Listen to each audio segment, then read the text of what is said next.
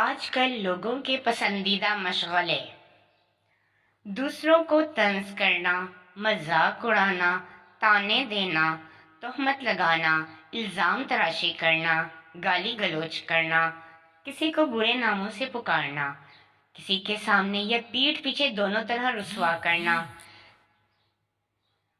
کسی کی کمزوری کو بار بار بیان کرنا، غیبت اور چغلی کے ذریعے کسی کی شہرت کو داغدار کرنا، غصے سے بات کرنا، کوئی بھی ایسا کام جس سے دوسروں کو جذباتی اور ذہنی تکلیف ملے۔